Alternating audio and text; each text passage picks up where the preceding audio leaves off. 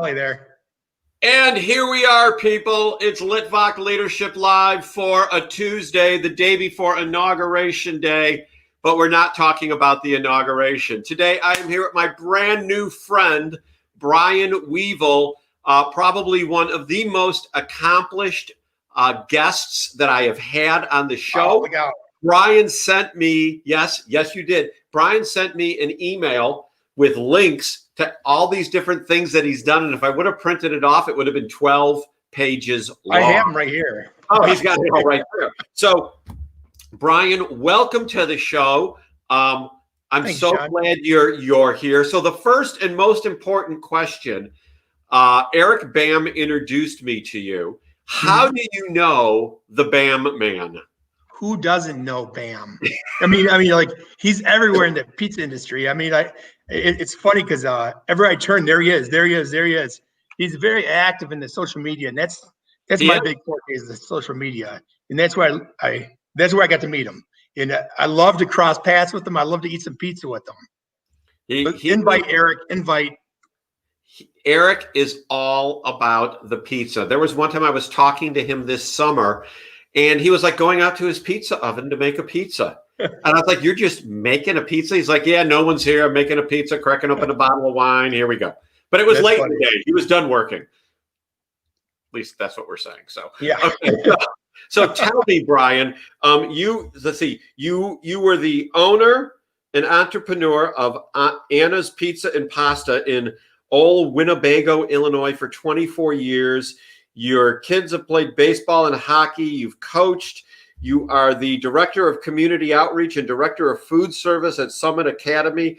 And you have cooked live on stage with Robert Irvine. Yes. So I give everyone that background for this question. How do you define leadership?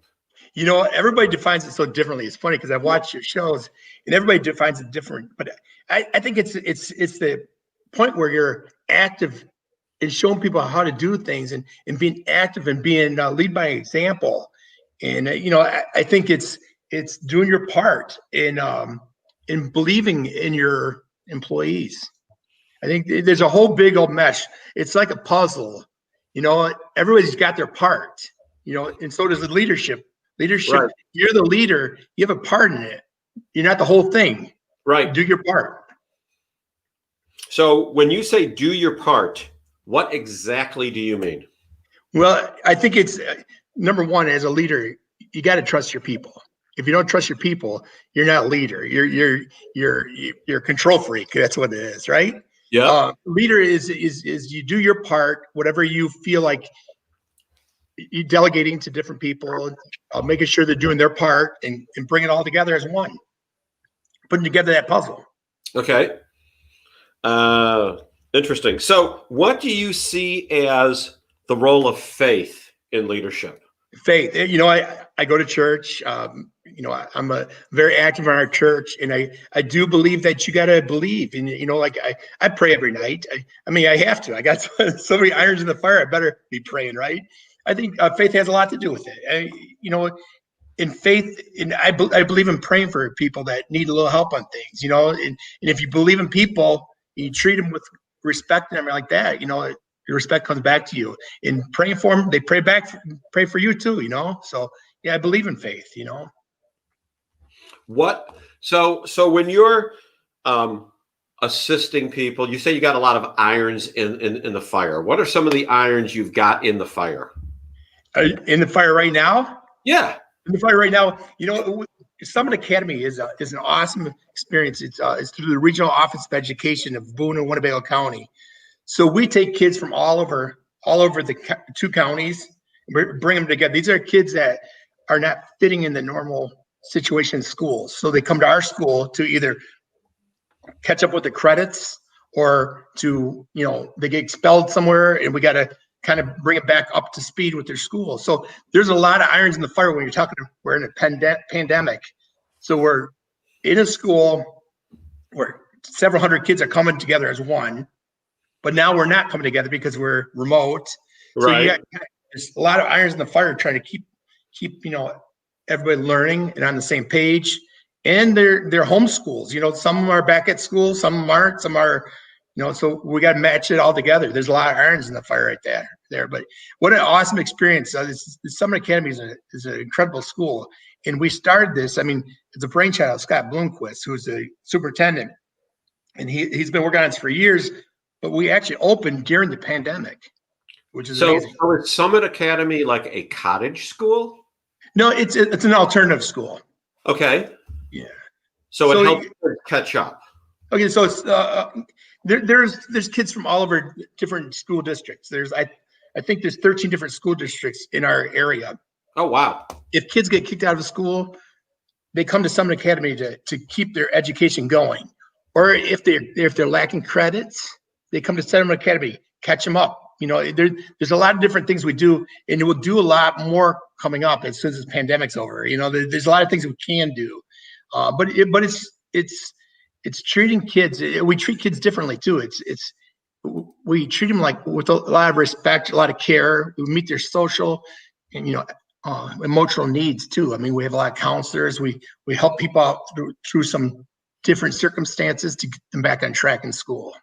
So what do you see as some of the best ways that we can shape our leaders of tomorrow, these children, to be upstanding citizens to support society in a positive way? You know what? There's one quote that I had. I can't think of the quote. I can't think of who it is, but sometimes it just takes one person to reach out to a student to change their life. And I think that's so crucial.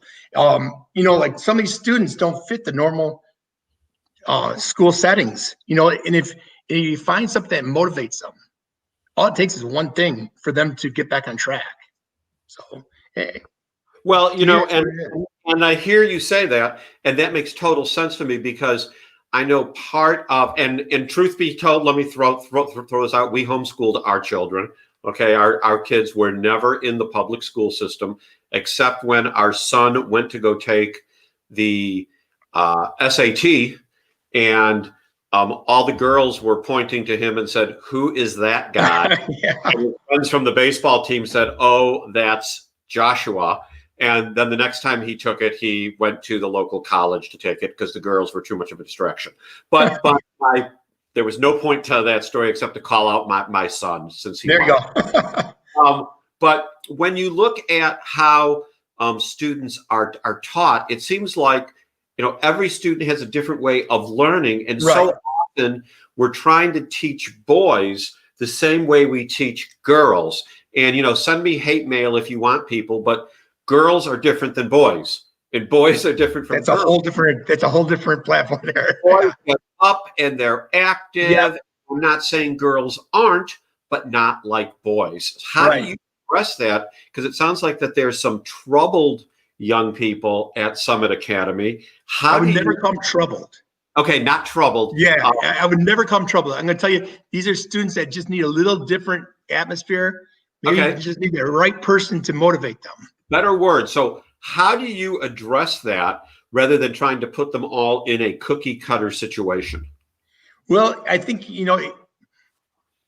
at some of the public schools, you're kind of pushed into the whole classroom. We have like 10 kids per teacher right now.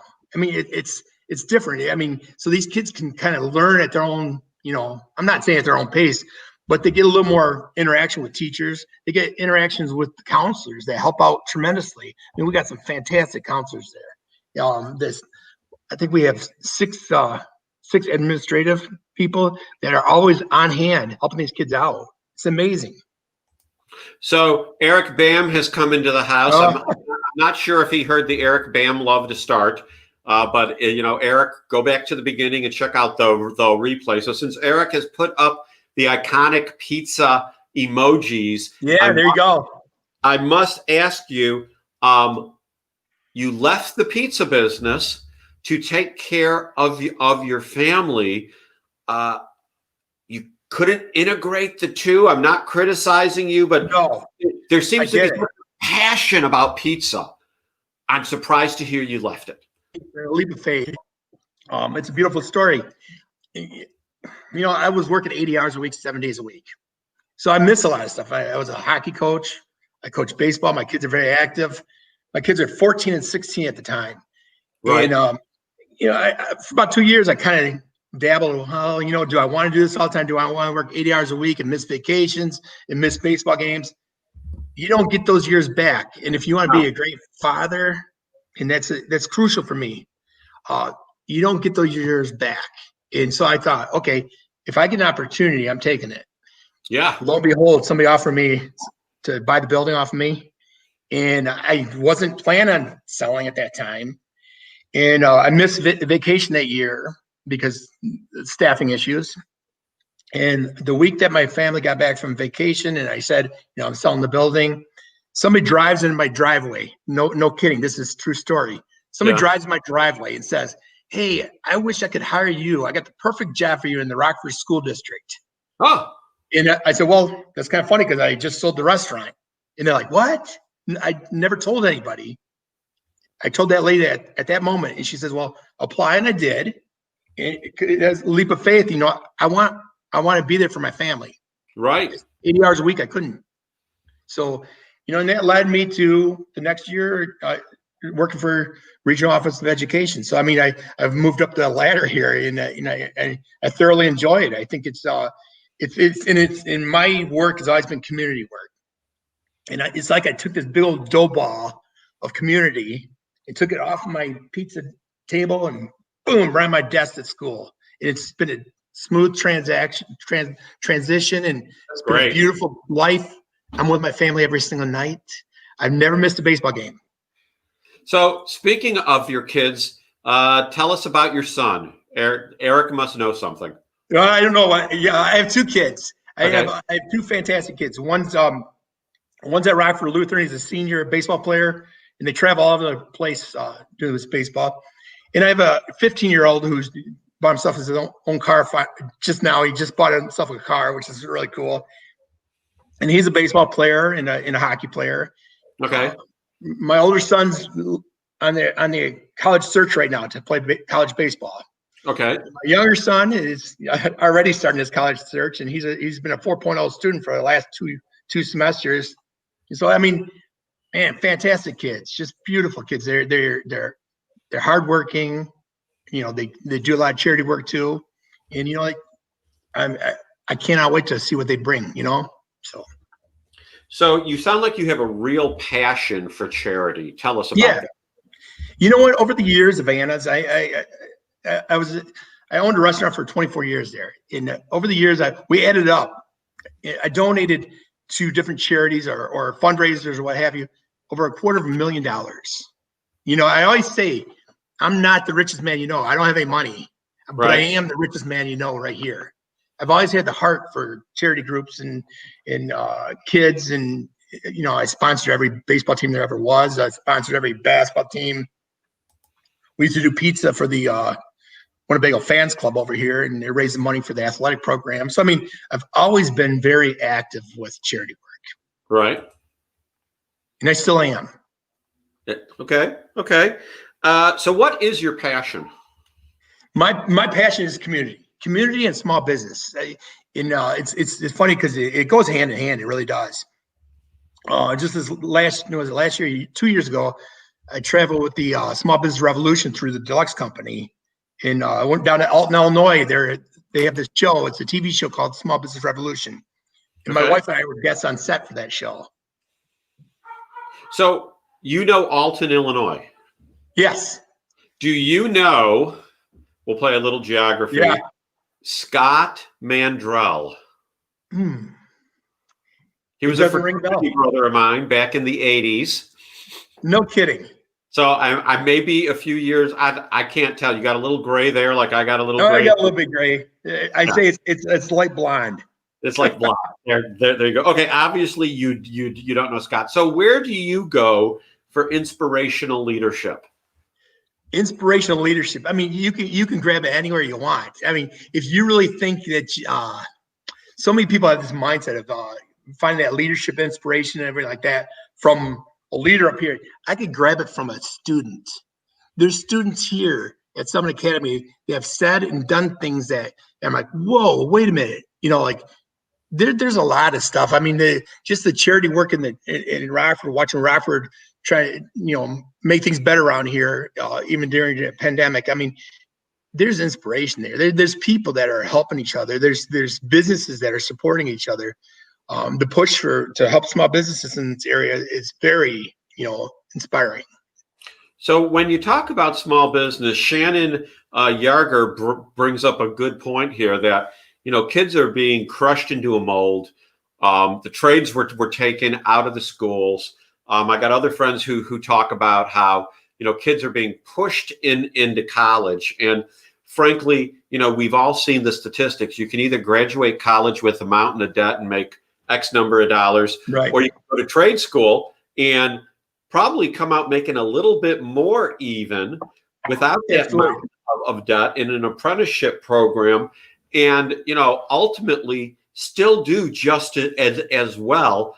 How is Summit Academy helping kids choose that balance as to which to go into to pursue the traditional degree or a traditional trade? Right. Well, being in the infant stages at Summit Academy is one thing, but we get plans for the future. We work closely with a lot of the community members, and it's really nice because the Rotary Club, the Rockford Chamber of Commerce, CNSA, there's so many groups that have different avenues to go to.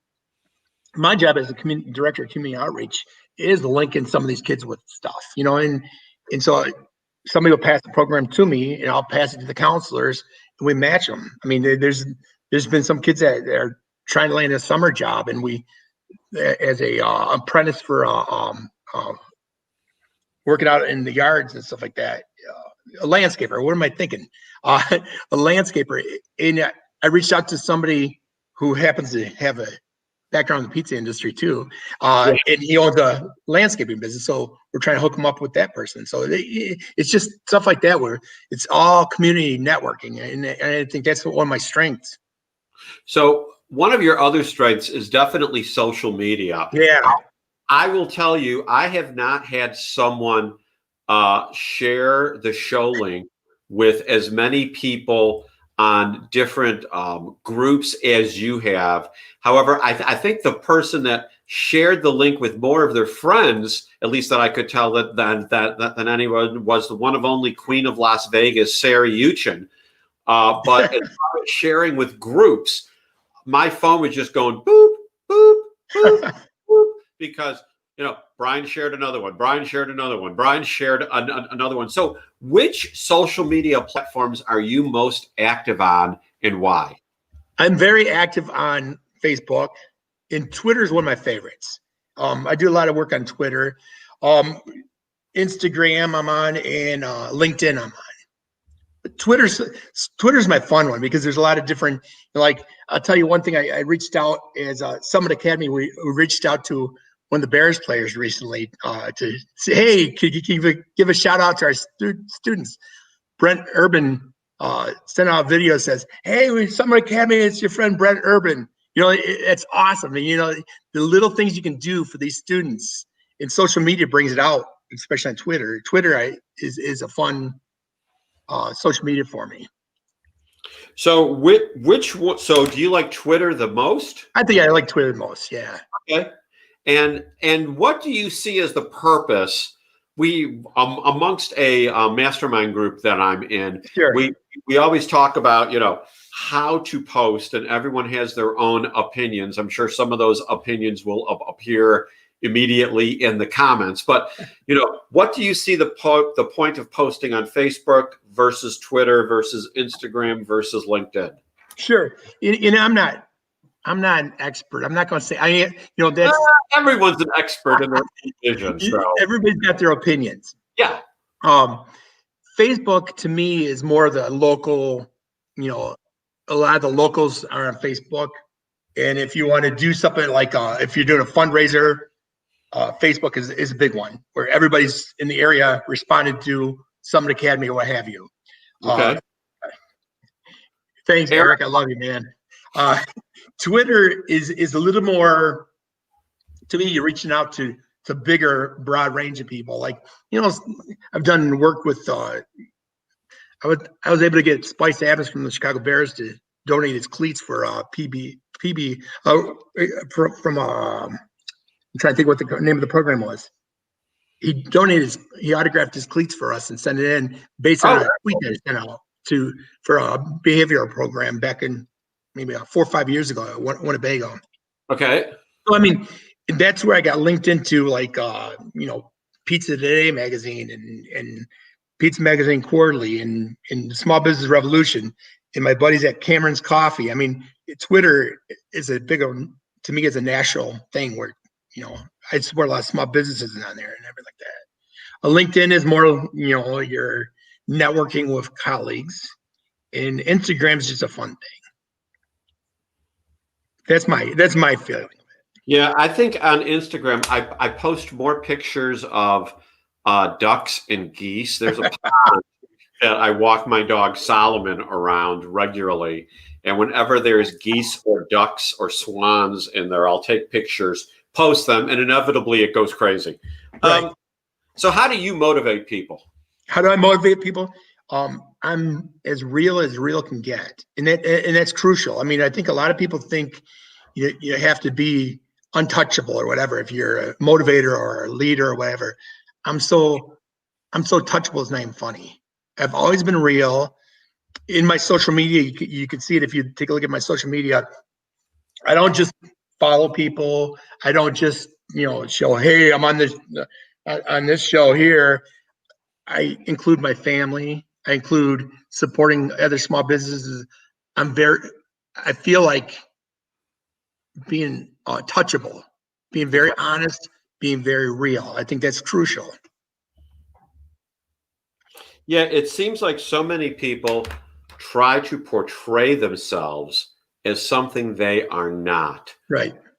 I mean, and yet, there is a fine line between having a false sense of humility and being humble. How do you walk that edge when you're not even, you've done a lot of things, when you're not even sure if something is going to work, but at the same time, you need to be confident, yet inside you're not exactly sure how it's going to go down. How do you walk that edge?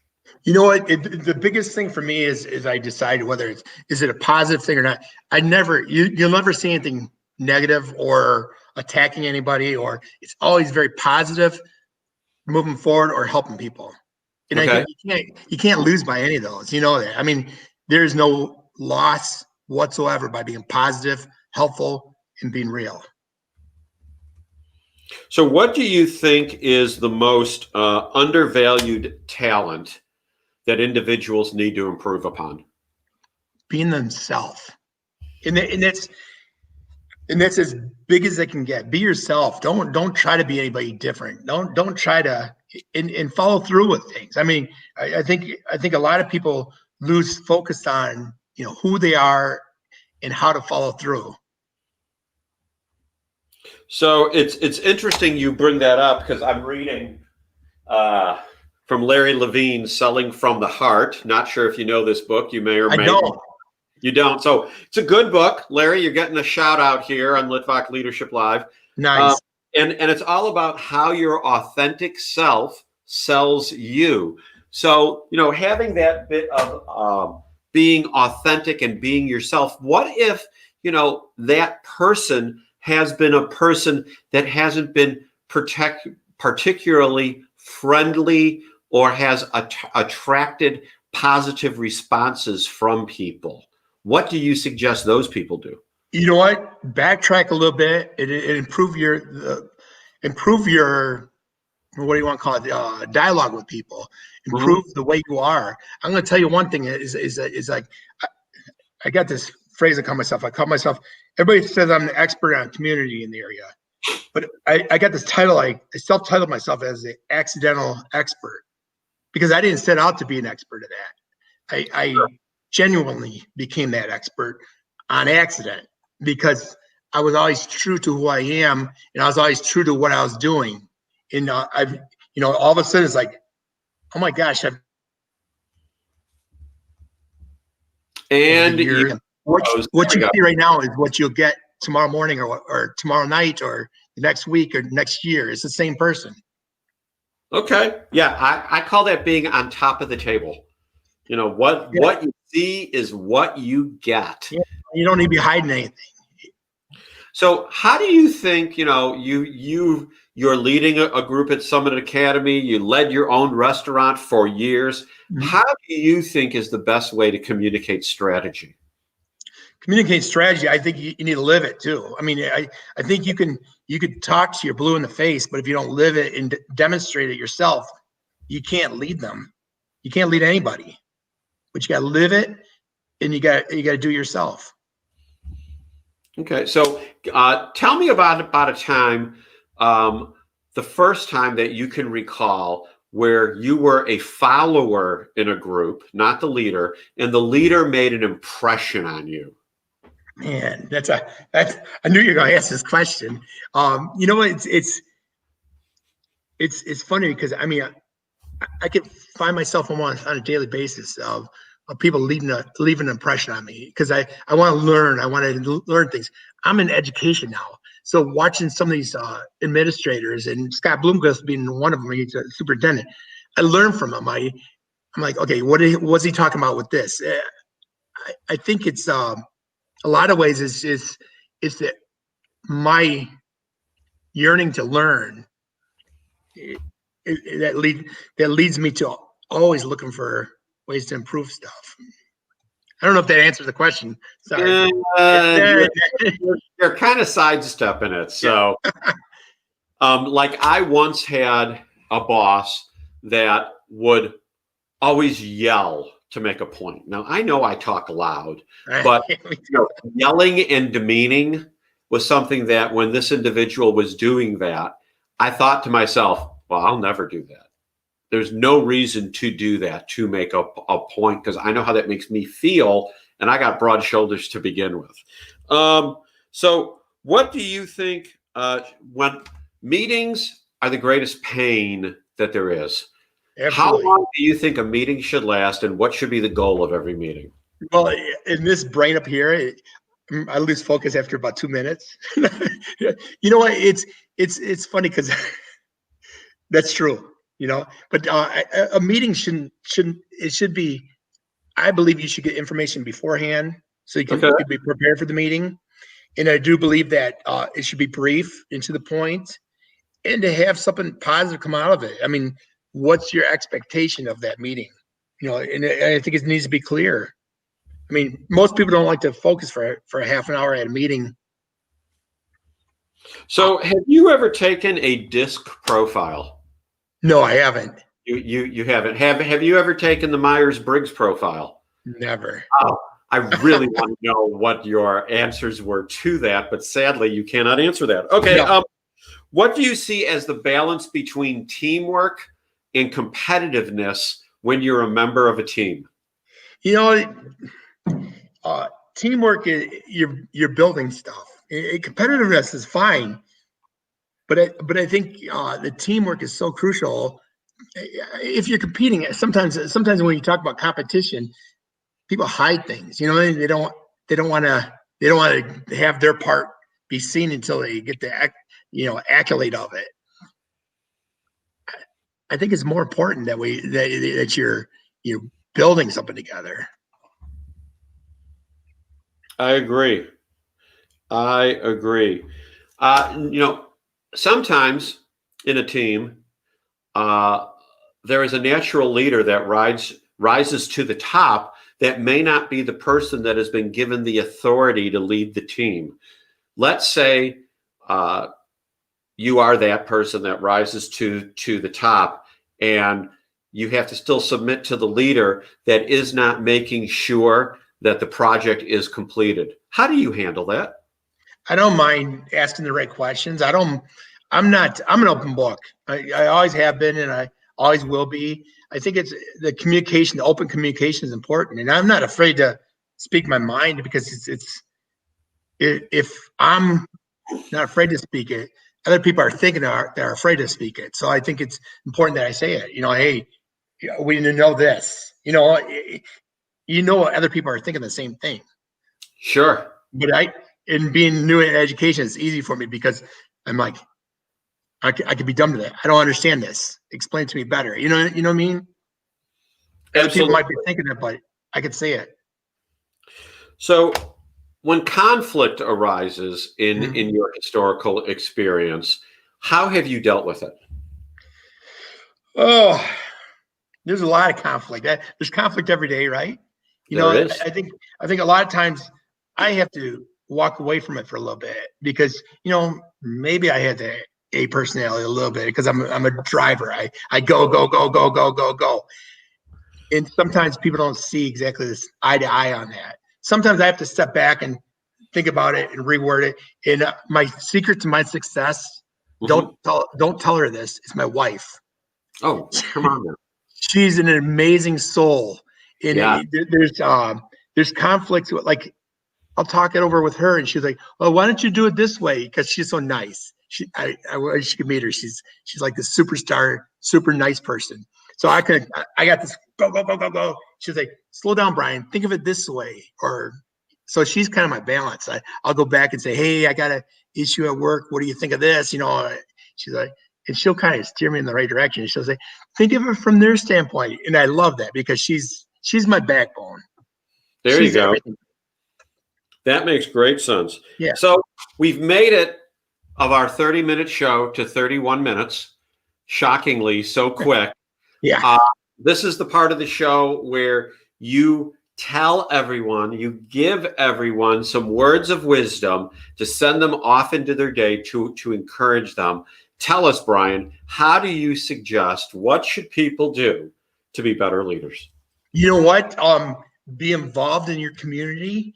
And I'll go back to that puzzle. Community is like a nice, beautiful picture, a nice puzzle. We all have our parts. It doesn't matter if you have a big part or a small part. Just be a part. That's great. I love that. I love that too. I'm thinking that I'm like that piece that, is like sticking out here, but is cut out. You'll there. find the part.